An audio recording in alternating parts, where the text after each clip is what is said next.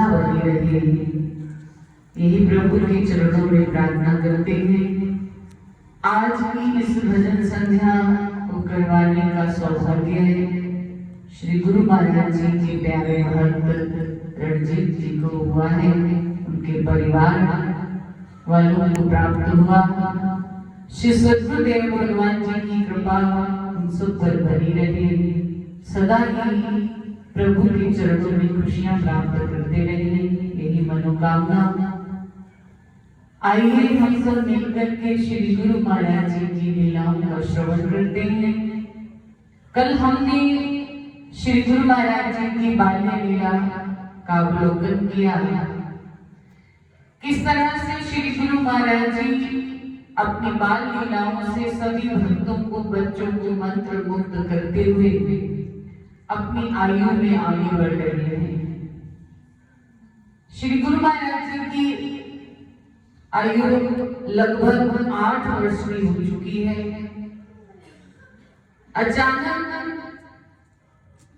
सब कुछ ऐसे ही नहीं घटित होता, जो भी होता है कुदरत पहले से ही निश्चित कर लेती है, उसी के अनुसार सारी लीलाएं, सारी घटनाएं घटती हैं। बचपन से ही अपनी लीलाओं से सबको मंत्र मुक्त कर देने वाले श्री सद्गुरुदेव भगवान, जिनकी आयु 8 वर्ष की हो गई है और मन सदा भक्ति रस में डूबा रहता है, आज माता पिता को कहते कि उसी गांव में एक मेला लगा था बैसाख के दिन, तो मन में विचार था माता पिता के क्यों ना आज बच्चों को वहां ले जाया जाए और मेले का आनंद लिया जाए। तो कहते हैं कि श्री गुरु महाराज जी भी अपने माता पिता के साथ उस मेले में गए। पिताजी ने प्रभु का हाथ पकड़ा हुआ है और मेला दिखा रहे हैं। और ये तो श्री गुरु महाराज जी को शुरू से ही अच्छा नहीं लगता था, मेले में घूमना, समय को व्यर्थ गंवाना। तो उन्होंने देखते ही देखते छिपते छिपाते पिता के हाथ से हाथ छुड़ाया और एक गुफा में तप करने के लिए चले गए। उधर देखा पिताजी ने कि मेरा बालक मेरे हाथ से छूट गया है, तो मेले में उन्हें ढूंढने लगे।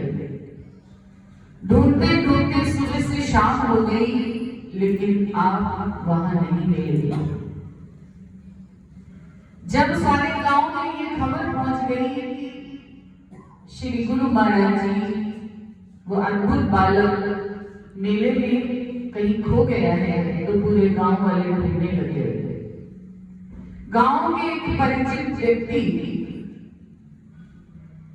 जो अपने खेतों से निकल करके आ रहे थे, उन्होंने अचानक आपको एक गुफा के अंदर ध्यानमग्न देखा, तो आपको अपने कंधे पर बिठा करके घर ले आए और आपके पिताजी को बताया कि किस तरह से आप वहां सावधान रहते थे। घर वालों ने पूछा, लेकिन आपने कुछ भी नहीं कहा, क्योंकि आप हमेशा अक्सर मौन रहा करते थे। जरूरी बात जितनी कहनी होती थी उतनी ही कहते, सारा दिन मौन रखते, कम ही बात किया करते थे। धीरे धीरे आपकी लीलाएं परिवार वालों के साथ होती रही। गांव वाले भी आपकी लीला से अवगत हो चुके थे कि आप कोई साधारण बालक नहीं, कोई अद्भुत शक्ति है। आपकी आयु धीरे धीरे बढ़ने लगी। दादा गुरुदेव श्री परमहंस दयाल जी महाराज जी का एक दिन देवी में आगमन हुआ। आपकी शारीरिक अवस्था लगभग 18-19 वर्ष की हो चुकी थी। आपके माता पिता स्वर्ग सिधार गए। बड़े भाई ने सोचा कि आपको व्यापार में लगाया जाए। आपको अपनी दुकान पर ले गए और व्यापार सीखने के लिए बिठा दिया, लेकिन आपका मन व्यापार में नहीं लगता था। जिन्होंने दिलों के सौदे करने हो और जीवन में दुनिया का कल्याण करना हो, उद्धार करना हो, उनका मन साधारण से व्यापार में कैसे लग सकता था? तो आपने जो भी आपसे सौदा खरीदने आता, आप उसे पूरा पूरा तोल करके दे देते। कोई पैसे दे जाता, मूल्य दे जाता तो रख लेते, नहीं देता तो कुछ न कहते। एक दिन आप ऐसे ही अपनी दुकान पर पांव पसारे बैठे थे, पांव फैलाकर चरणों को आपने आगे किया हुआ बैठे हुए थे। एक सज्जन पुरुष आए, उन्होंने आते ही आपके चरण जब देखे तो देखते ही समझ गए कि ये कोई साधारण शक्ति नहीं, साधारण बालक नहीं, ये तो कोई अवतारी पुरुष मालूम होते हैं और जो जगत कल्याण करने के लिए मानुष शरीर में आकर के लीला में कर रहे हैं।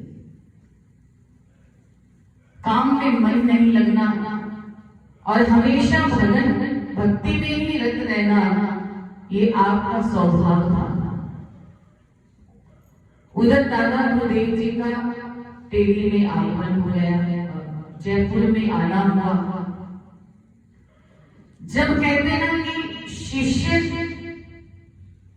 जब संसार में आता है तो गुरुदेव भी उसकी समय समय पर रखवाली करने के लिए और उसे अपना बनाने के लिए अपने चरणों में लेकर के उससे जगत कार्य करवाने के लिए आ जाते हैं। तो दादा गुरुदेव जी का जीवन बहुत सादगी से भरा हुआ था। एक बार जब जयपुर रेलवे स्टेशन पर पहुंचे तो वहां बड़ी चहल पहल थी, क्योंकि वहां अंग्रेजों के वायसराय पधारने वाले थे। उस वक्त अंग्रेजों का राज्य था, लेकिन देश में बहुत शांति थी। स्पेशल रेलगाड़ी आने वाली थी और उनके स्वागत की बहुत तैयारियां की जा रही थी। प्लेटफॉर्म पर एक लंबा कालीन बिछा करके उस पर सोने चांदी की कुर्सी विराजमान रखी गई। अभी स्पेशल गाड़ी आने में समय था। आपने जब देखा कि वो कुर्सी वहां पर रखी है तो आप उस पर जाकर के विराजमान हो गए। जब विराजमान हुए तो वहां के कर्मचारियों ने देखा कि ये जो बाबा साधु बैठे हैं उन्हें वहां पर नहीं बैठना चाहिए, क्योंकि वायसराय में अभी गाड़ी आने वाली है और उनके स्वागत के लिए ये कुर्सी रखी गई है। तो उन्होंने एक कर्मचारी से कहा कि आप उन्हें जाकर के कह दो कि वो कहीं और विराजे, यहाँ पर वायसराय जी ने आकर के विराजना है।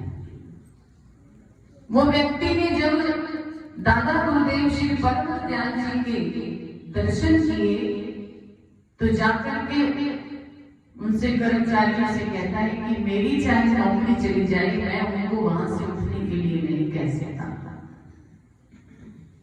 इतने में स्पेशल रेलगाड़ी आ गई। वायसराय की गाड़ी वहां पहुंची जहां पर कालीन के ऊपर कुर्सी बिछी हुई थी, लगी हुई थी।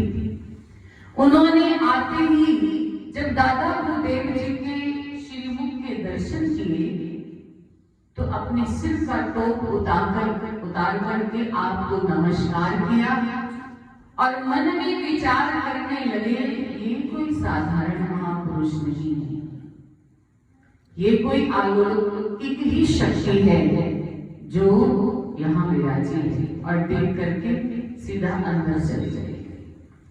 इतने में श्री गुरु महाराज जी दादा गुरुदेव जी की ट्रेन आ गई और आपको शिष्यों ने कहा, गुरुदेव आपकी ट्रेन आ गई है।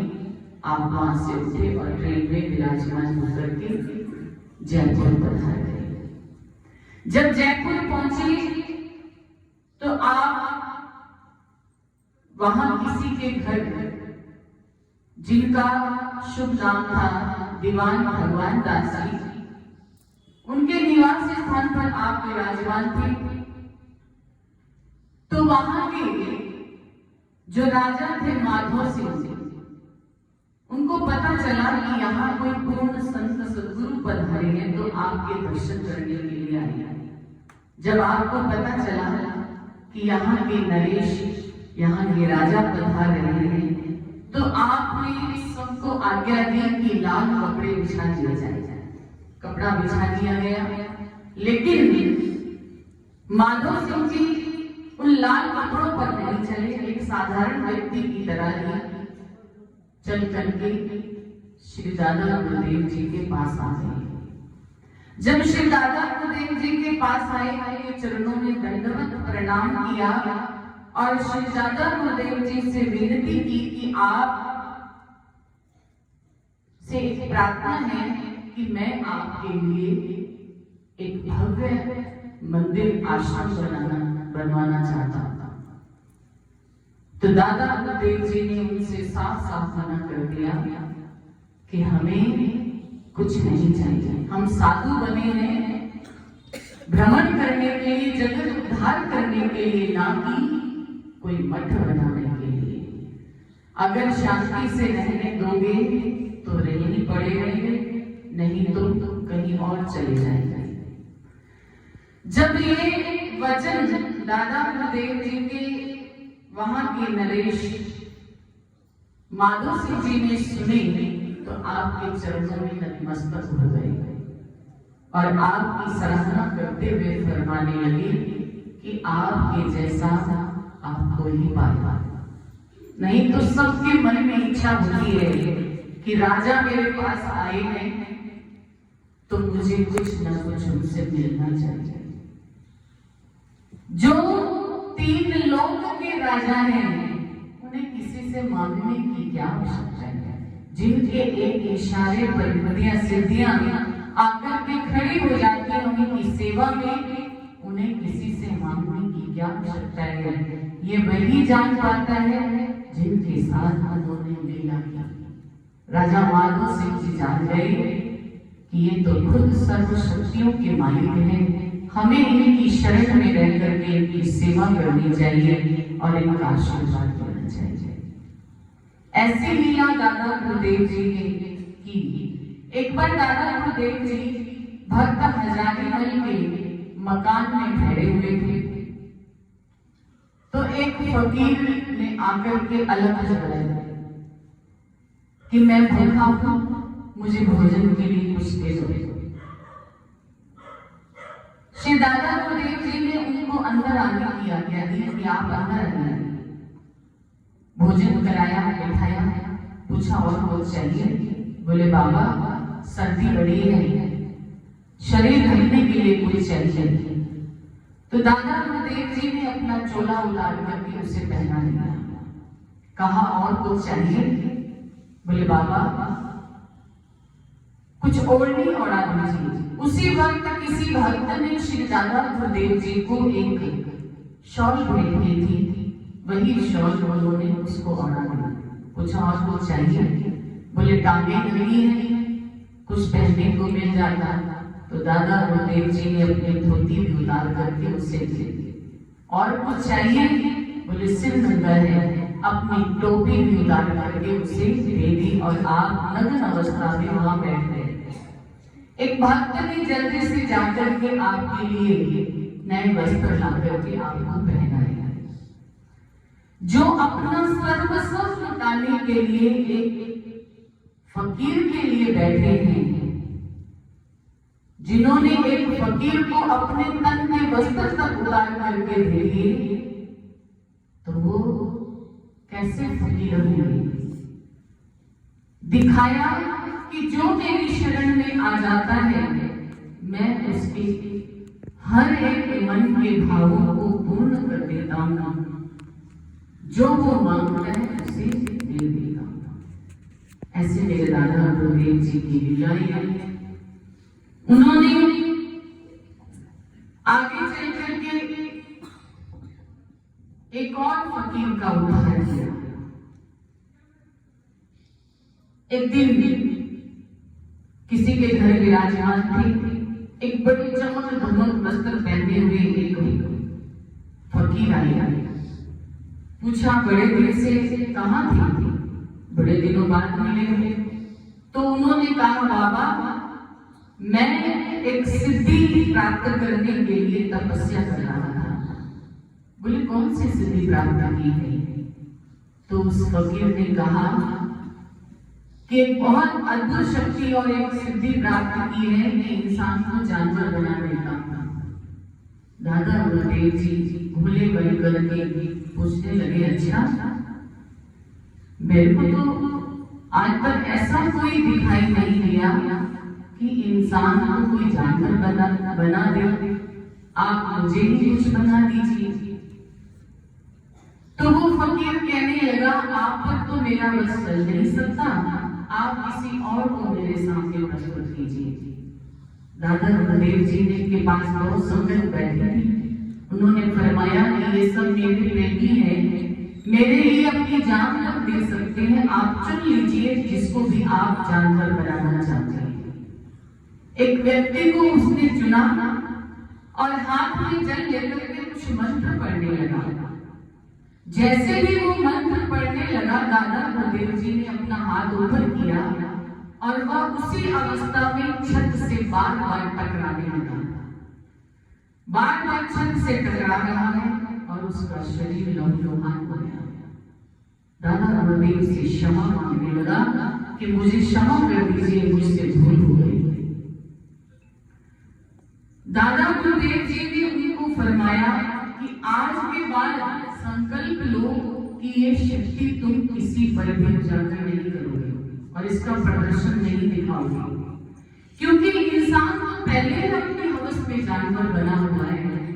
संतों फकीरों का काम होता है इंसानियत को जगाना, ना कि उन्हें हैवानियत की तरफ लेकर के जाना। इसलिए आज से तुम संकल्प लो कि हर एक चीज के कल्याण के लिए की सिद्धि को तुम उजागर करोगे, दिखाओगे। उस दिन उन्होंने दादा गुरुदेव से क्षमा मांगी और अपने भूल के लिए उनकी शरण प्राप्त कर ली।